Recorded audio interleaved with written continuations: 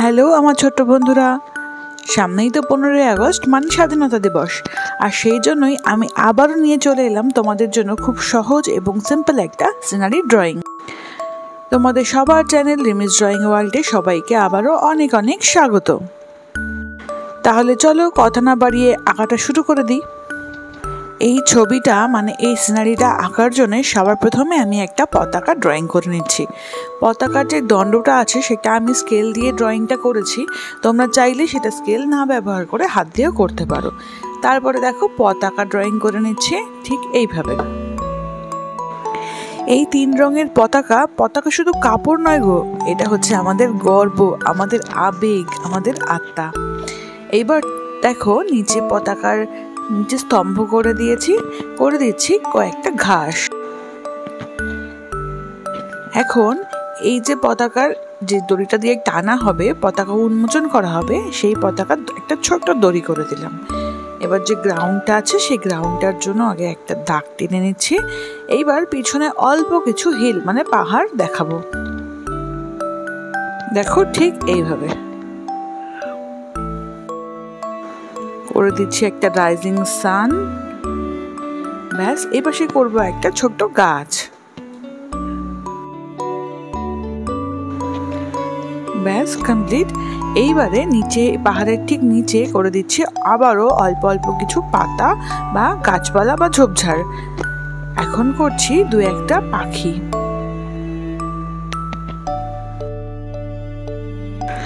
আর drawing এর সবশেষে আবারও অল্প কিছু ঘাস নিচে করে দিচ্ছি, একটু জাস্ট ডিটেলিং এর জন্য। দ্যাটস ইট, আমাদের ড্রয়িং দেখো কমপ্লিট। এইবার তাহলে চলো রং করি। রঙের জন্য সবার প্রথমে দিগন্তে নীল আকাশ দিয়ে শুরু করছি। নীল আকাশের জন্য আমি প্রথমে প্রুশিয়ান ব্লু রংটা ব্যবহার করছি। প্রুশিয়ান ব্লু দিয়ে উপরের অল্প কিছু জায়গা একটুখানি করে নিচ্ছি। ঠিক তারপরে কোবাল্ট ব্লু রংটা দিয়ে খানিকটা জায়গা করছি ঠিক প্রুশিয়ান ব্লুর গায়ের সঙ্গে মিশিয়ে।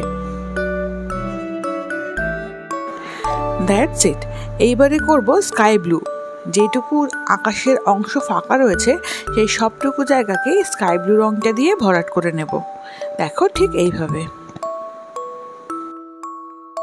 এই স্কাই ব্লু রংটা করার সময় আমি চেষ্টা করেছি যতটা সম্ভব হালকা হাতে করার, তোমরাও সেটাই চেষ্টা করবে।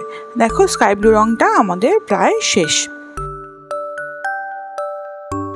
এইবারে করব আমরা পাহাড়ের রং।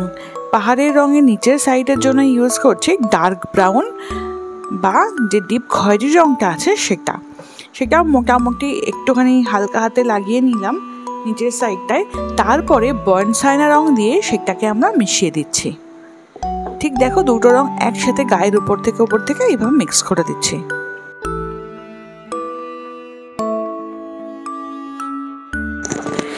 এইবারে করছি পিচ রং, কারণ যে পাহাড়ের উপরে একটু একটু বরফ জমে আছে সেইটাকে দেখানোর জন্য এখানে পিচ রংটা ইউজ করছি। আর যেহেতু এখানে সকালের একটা দৃশ্য দেখানো হয়েছে, যেহেতু সূর্য সবে উঠছে তাই বরফ এখনো গলে যায়নি। এবার করছি গাছের রং। গাছের রঙের জন্য অ্যাজ ইউজুয়াল আমরা ইউজ করব ডার্ক গ্রিন, হালকা সবুজ এবং লেমন ইয়েলো। দেখো রংটা আমি নিচের দিক থেকেই শুরু করেছি।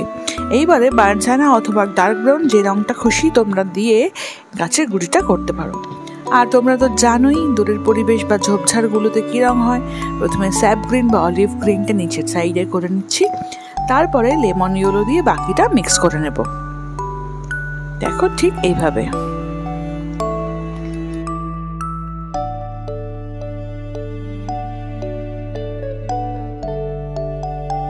দ্যাটস ইট, কমপ্লিট হয়ে গেল। এইবারে করব সূর্যর রং। সূর্যর জন্য প্রথমে আমরা ইউজ করেছি রেড, তারপর ইউজ করেছি ইয়েলো। ব্যাস, এইবারে যে পতাকাটা রয়েছে সেই পতাকার জন্য পতাকার রং তো তোমরা জানোই, ওপরে গেরুয়া, মাঝখানে সাদা এবং নিচে সবুজ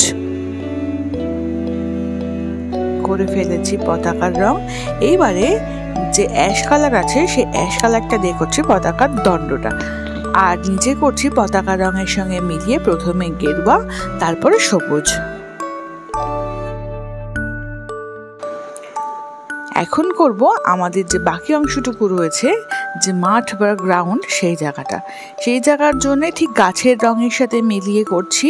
প্রথমে লেমন ইয়েলো, তারপরে করব হালকা সবুজ এবং সব শেষে করব ডার্ক গ্রিন। তোমরা কি জানো, এই যে আমরা আমাদের দেশের জাতীয় পতাকাটা আঁকলাম, এর যে 3টে রং আছে, সেই 3টে রং আসলে কি কি বার্তা বহন করে? এই যে গেরুয়া রংটা আছে, সেই গেরুয়া রংটা আসলে সাহস আর ত্যাগের প্রতীক। মাঝখানে যে সাদা রংটা আমরা করলাম, সেটা হচ্ছে শান্তি আর সত্যের বার্তার প্রতীক। আর যে নিচে হালকা সবুজ রংটা করেছি, সেটা হচ্ছে উন্নতি আর সমৃদ্ধির প্রতীক। আর যে মাঝখানে অশোক চক্রটা আছে, সেটা হচ্ছে আমাদের অনন্ত যাত্রার প্রতীক। এবার বুঝলে তো আমাদের জাতীয় পতাকাটা আমাদের জন্য ঠিক কতটা গুরুত্বপূর্ণ। তাহলে আমরা গল্প করতে করতে আজকের আমাদের ছবি কমপ্লিট করে ফেললাম। আজকের ছবি তোমাদের কেমন লাগলো অবশ্যই জানিও। টাটা, দেখা হবে পরের ক্লাসে।